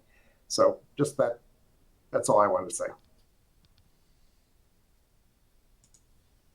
All right. Anybody have anything else? Whereas Tidal doesn't have a whole lot of classical content. Yeah. Can you hear me okay? Yeah. Yeah, I've just recently found on the internet Swiss radio jazz. And what I find interesting about it is, for me at least, I hear a lot of European jazz I've just never heard before. So if you want to check that out sometime, and it's a pretty good feed down the wireless, down the internet. Cool. One recommendation I had for music, I mentioned at the beginning of the presentation, but everybody wasn't in here. If you guys like a little country rock, I'll make a recommendation. It's an older album. It's from the 90s, but it's a greatest hits. I was just recently renewing my interest in it. It's the Desert Rose Band. Great band. Chris Hillman from the Byrds, Herb Pedersen, John Jorgensen from the Hellcasters, J.D. Maness, who was an incredible pedal steel player. This stuff was recorded, impeccably back in the late 80s, early 90s. And it's, a combination of kind of like Buck Owens, but folk country, rock country, that kind of thing. But excellent recording. You can find it on, brand new on Amazon or whatever for $6. I found it at a thrift store for a couple of bucks, but incredible sound. I'm a real fan of hardcore, real country kind of sounds and instruments, including pedal steel. I even own a pedal steel. Not that I can play it that great, but it's phenomenal greatest hits album. So check it out. You can, find it pretty easy. And I'm sure that they stream it on all the services and everything, but highly recommend it if you like this kind of music. Anything else? Dave? Are you still there, Dave? Dave's still here. I don't have anything really to add. I will say that I haven't used Qobuz in long, maybe 2 months, and I turned it off. But on pieces where there's no gap between tracks, a lot of times they'll put in like a millisecond gap. Mm-hmm. I find that annoying. A millisecond, wow. Yeah, the gapless is a problem. I don't know why it's persisted for all these years. It seems to me we have the technology to figure that out, but that's the problem. They don't do it on everything. Just on some pieces, you hear this. That's probably because of the way it was supplied to them by the record company that gave it to them. Because sometimes there was a Pink Floyd that was going around that had that problem, where it was actually baked into the files, and there was no way of turning it off. And it was like Pink Floyd Dark Side of the Moon, where half the songs went into each other, and they did that, but it was actually a part of the recording. Huh. Yeah, I haven't had that issue with Dark Side of the Moon, at least not any of the discs and records I've. Yeah, I think it was just this one MP3 that was going around. I deleted it real quick. Why do you want MP3 anyway? Come on. It was a free MP3. I didn't pay for it. That's what they're worth too. Yep, exactly. At least for home use. In the car, great, love it. Yeah. All right. I have one other update. I forgot to mention it when the SVS was there. I talked with Dave about it. We're going to actually get.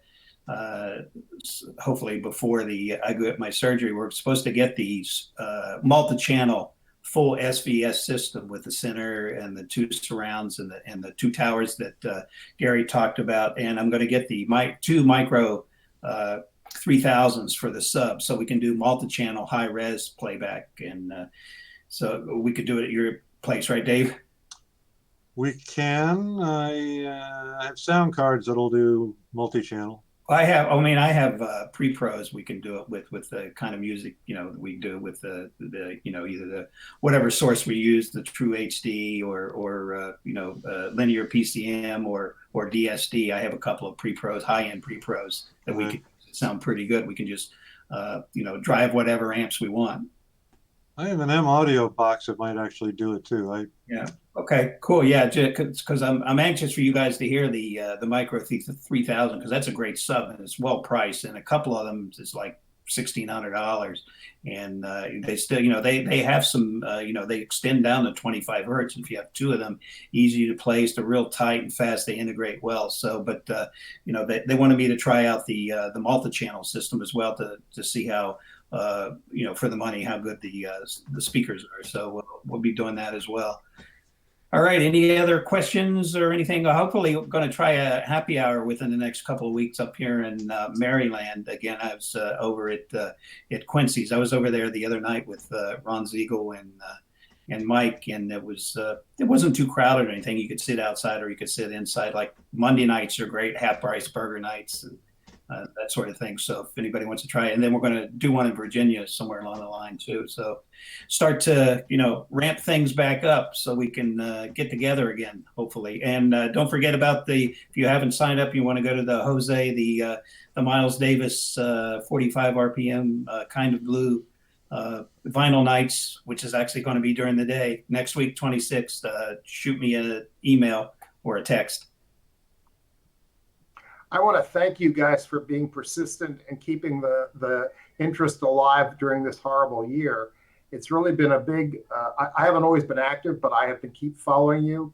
And what you guys are doing is really helpful. It's, for those of us who like hi-fi, it's tough when you can't get together. It's tough when you can't audition in the flesh, really high-end speakers, but we're getting closer and you guys are keeping the spirit alive. I really appreciate that. Yeah, thanks very much. I just want to let you guys know that, personal meetings and get-togethers and events and excursions are our forte, but we do have a lot of online things, and we're going to start ramping that up a bit more with more content, because we have two Facebook pages, a private page and a public page. We have a Twitter. We have what else do we have? We have the website. And somebody's been pushing. I'm sorry, YouTube, and somebody's been pushing me to do an Instagram, but it's a lot of stuff to fill. Chris knows it, of course, too. So it's just almost a full-time job, just keeping track of it all. But we do have all those vehicles available. But the reason I started the organization was the personal engagement that we have. I always thought, I used to meet all these audiophiles, or we would buy and sell stuff from Craigslist, and we would say, hey, how come we don't know each other? We should get together and listen and and swap stories and all that. So that's how the group began. So hopefully we'll be able to get back to full 100%, by the fall of doing that. Just like we were before, and making it bigger. So I appreciate all your support. I appreciate also your patience with my my eye condition. So hopefully that all gets fixed. July 19th, and I can see without crying out of my right eye 90% of the time. I have a question for the group. Mm-hmm. So a couple of my friends are getting kind of their first high-end system for the first time. I've been trying to get them to join the group, and maybe it'll be easier, once we meet back in person. But I'm just wondering, what are the reluctances? They say, well, gee, these guys know everything, and I don't know anything. And I said, well, I don't know anything either, and I enjoy it.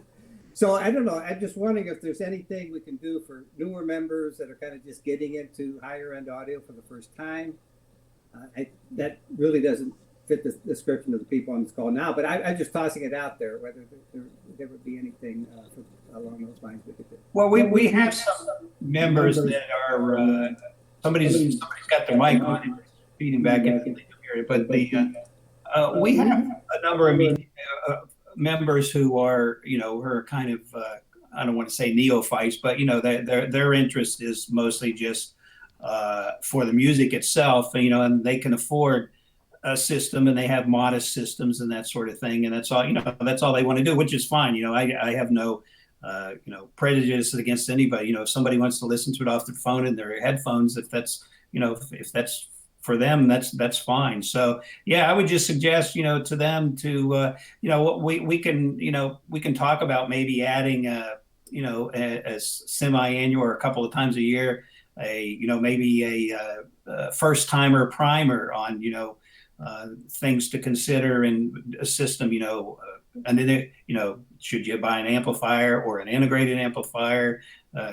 Tower speakers, bookshelf speakers, turntable, whatever. So yeah, it's that's a pretty good idea and food for thought. What do you think, Chris? Well, I was going to say also, Don, I think guiding them towards the Capital Audio Fest also is a nice way to kind of immerse yourself. I mean, it's maybe a bit overwhelming, but at least that's an event where you can see a lot in a short period of time and at least get a flavor. I think that's it. I think there's a lot of people that we should try to get people to go to that event. I mean, I think there's a lot of people that one of the things we can do, Chris, also is maybe like your reports that you do a great job with, discover like the topping DACs and things like that are affordable. So maybe the first timers don't get scared off, if they only look at the high end stuff and the glitzy stuff, the $10,000 amplifiers. But look, you can put a system together. I mean, you could do it used if you know what you're looking for, but you could put even a new system together with, like for instance, the TIAC, the UD505, Class D amplifier, DAC integrated, with a preamplifier in it, for, I don't know, 800 or 900 brand new, but something along those lines, or if you find them used, but you could probably find something equal to that in the $300 to $400 range, and pick up a decent set of speakers for $500. There are some decent ones out there. You can have a system to hook if you already have a turntable or a CD player or something like that, or if you just want to buy them. So you can get into enjoyable music listening with pretty good sound for a little less than $1,000, I think, brand new. I agree. And your point earlier, I mean, it can be as simple as a cell phone with a $50 or $100 DAC, USB Player Pro, and a good set of headphones and a streaming service like Tidal or Qobuz. You're right there. You can do bit perfect audio right there for a handful of money. I mean, we're talking very little money. So there's many ways to get into this game. I agree. This is Alan Goldberg. I'd be happy to participate in any kind of a discussion you'd like to have for neophytes. I've been at this a long time, and I have no axe to grind. Yeah. I would mention that there's an awful lot of garbage on YouTube. Oftentimes, people, I don't know what the deal is. I don't know what's driving the desire for these people to post, but nothing gives me a bigger laugh than watching videos about speakers where there's nothing being demonstrated at all except the talker. And so, there's an ego part of what we are and who we are and what we're drawn to, but I'm willing to put that aside and just talk straight. I've been at this a long time. I know these other guys who are real veterans here. They've been at it a long time. And so, John, if you want to post a list of people who would be willing to take questions, you can put me on the list. I'd be happy to do it. I'm retired and I got plenty of time on my hands. So. Well, I want to jump in and just say that's what our forums are all about. That's why we created our forums, and most of the members here are participating there. Obviously, it's a perk of being a member of the DC Hi-Fi group. So for the entrance fee, you get access to the DC Hi-Fi group forum, and people post questions there all the time and other things, and that's a great way to get information and responses and help.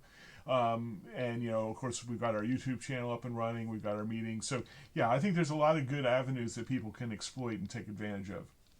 There are a bunch of vendors now because of COVID and a lot of other things that let you buy gear evaluated for 30 days. And if you're not happy, you return it and get your full money back. And so, as hard as it is for people to get together or get into a showroom, there are some solutions that are really productive. So I like Chris's suggestion. That's a great idea, Chris. Thanks. Yeah. Anything else? Hey, I did give away both sets of the media, so that's good. Let's see.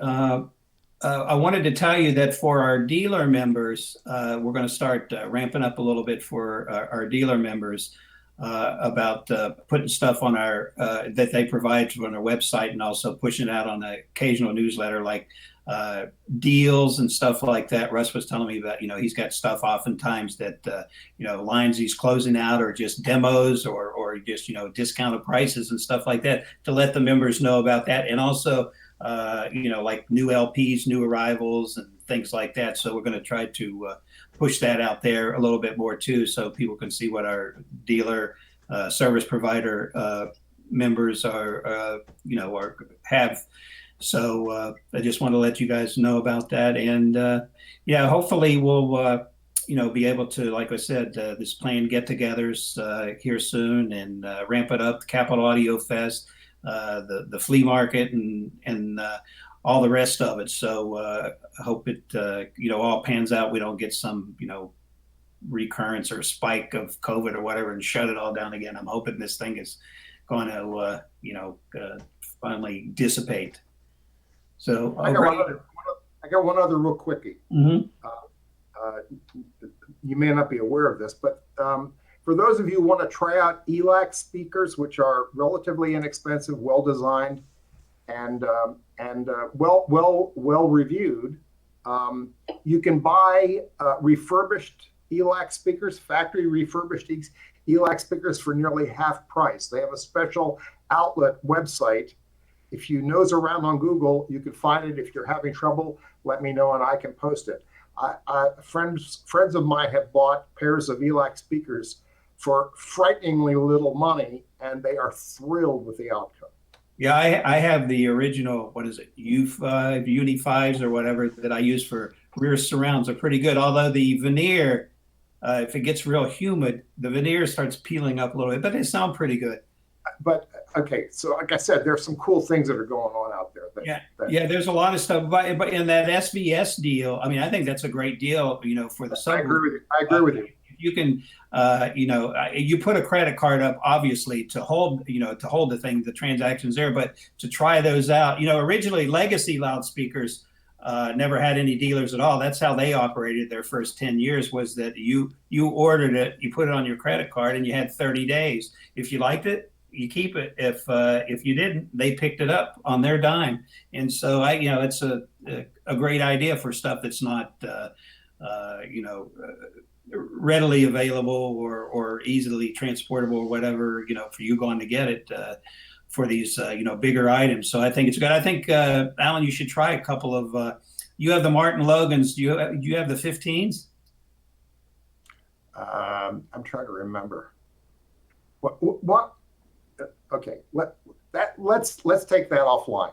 All right. Today was SVS. Right. Today was SVS's day. I don't want to. Yeah, that's no. I'm just curious. The ones that you have. Chris has got one too. Chris, what's your Martin Logan? Take offline. I have in my home theater setup. I have the Grotto I Sub, which I think is at least 12, maybe larger. Yeah, good. All right, guys. I'm closing in on 1 o'clock. Keith Walton, just note to you, I still have your Alan Parsons. Keith. I done mute. Sorry. You can keep it. I bought another one. Oh no, because I was playing it the other day, and it reminded me that I still have yours. So I bought a replacement. Just keep it. Oh, it's a great disc too. Is anybody know that? Alan Parsons live in Columbia. What's 2012, right? I'm not really sure. I'd have to look. Yeah, it's a great multi-channel, high res, great sound, great mix, and Alan Parsons plays a number of instruments on it, and all the rest of it. They've got this is the same vocalist from the album, the popular album from the '80s, right? Isn't that the same vocalist? I don't think so. I think he's got a completely different crew. Oh, it sounded pretty close though to some of those songs, but yeah, it's a phenomenal multi-channel Blu-ray. Hey, Keith, while you're unmuted, I want to know about your parrot. Is your parrot an audiophile? No, in fact, he doesn't like loud music. It's a conure, and he's good with softer music and classical music and individual instruments, but he doesn't like loud stuff. He doesn't like loud rock and roll and sound effects with the home theater. He gets frightened quite easily. Oh. So if it's cranked up, he kind of leaves the room. I had an interesting post I put on our forum. I don't know if you saw about, I think it was over in Scandinavia. They were doing little string quartet concerts for cows. Did you happen to see that post? I thought that was No. very interesting. And No. you should look at it. It's a great. There's a I posted a picture, and it's just priceless. It's great. It's with a string quartet playing in front of these cows in a barn. It's just amazing. And one of the responses from one of the players says, "Yeah, the cows really got into the music, but when we started playing Dvorak, they all walked away. They didn't like Dvorak." I thought that was just great. Yeah, the bird seems to like individual instruments, but when there's a big band playing, I think it's too much for him. Maybe it's too complex for him. Yeah. When a lot of instruments are playing at the same time. So Chris, I can tell you that my wife rides, right? And the horse does not like Pavarotti, but he likes Yanni. So you get the sense for music taste, right? Okay. We're getting somewhere here. Okay, I like this. Okay. Hey, I have an animal story for you. The dog I have, the Shih Tzu. We were watching the sci-fi movie Valerian, and there's this scene in there where the one of the monsters in the other dimension comes out and makes a real loud, low bass roar. The dog, I'm kid you not, had a seizure. Had to take him to the ER. Oh my goodness! She locked up, man. And after that thing, it just like we were trying to figure out what was going on, and it was that scene. It has a real subwoofer low effect. This monster roars, and the floor shakes, and the room shakes, and the dog shook. Oh my goodness! Yeah, she spent the whole night. It cost like $2,000. That is amazing. That's one of my Jean-Luc Besson is the director of Valerian, and that's a highly underrated movie. The opening sequence, which is about 5 minutes, is the David Bowie Space Oddity song, Major Tom and all that, and it's priceless. Watch the first 5 minutes of that movie and tell me if that isn't the most fantastic opening sequence of a sci-fi movie. Yeah. I love Jean-Luc, and he of course directed The Fifth Element, which is just it's the tops as far as I'm concerned. And I think Valerian unfortunately didn't get the reception it should have, because that's he also directed Lucy as well, I believe. Yeah, Lucy. Didn't he do? Well, he's done a ton of great movies. He's he's fantastic. So I highly recommend that movie if you have any interest in sci-fi stuff. And I think that with the David Bowie Space Oddity song, you remember that part, John? The opening sequence is great. By the way, Fifth Element has got still, even though dates back to the 90s, still has one of the best multi-channel soundtracks ever. And the first run was pre-Dolby True HD or DTS Master. It's a pure 2448 linear PCM soundtrack 5.1. It's still as good as any out there today. Yeah, that movie's just fantastic on many levels. I mean, multipass. Yeah. Yes, multipass. All right, folks. Thanks very much. I appreciate it. One question, John. What's going on with CAF? What's going on with CAF? With CAF. It's so far they're planning to go with it. Okay, because I checked their website a few days ago and it was all, further information coming. Well, so I wasn't sure. Well, I had a meeting with Paul Elliott the other day, and he said basically it's really going to be up to the county on what the regulation is on holding large meetings. Now, with the way things are going now, and declining COVID cases and, masks coming off and stuff like that. So the assumption would be that, it's going to be even better in the fall. But if something would happen, a big resurgence or something like that, they could lock it back off and go back to the 25 limit, business meeting or whatever. Then that would, that would obviously negate the show. But keep our fingers crossed that it won't happen. The other thing that's complicated thing, I believe the Chicago show is the week before now. Originally that used to be in the spring. What's the show? The big show? Expona. Expona, I think, is the week before now. I thought they had canceled that. Oh, I didn't hear that they canceled it. But where did they park it then? They did not give a date that I recall. Yeah, I heard that it was still on. It was still the week before, Okay. the last I heard, but maybe they've changed it. Just checked our website. It's still on the week It's before. still on. Yeah, Okay. so that's going to complicate things for some vendors. I've talked with a number of manufacturers and dealers and stuff like that. I think the guys that are, I think there are a few guys who are either or, but there are lots of companies that, you know, because that's obviously a bigger show. That's the biggest of the shows out there. So there'll be some, some trials and tribulations trying to get all that stuff together and, you know, getting back over here, you know, to Rockville. So we'll see. We'll just have to pay attention. We're still going to talk to Gary. You know, we still supply, you know, most of the volunteers for that show. So, you know, we'll stand by and see what happens. But I'm hoping by that time that this thing, you know, clears down enough so we can have a really good show. All right, folks. Stay well, everyone. Thanks very much. Bye. See y'all Thank you. later.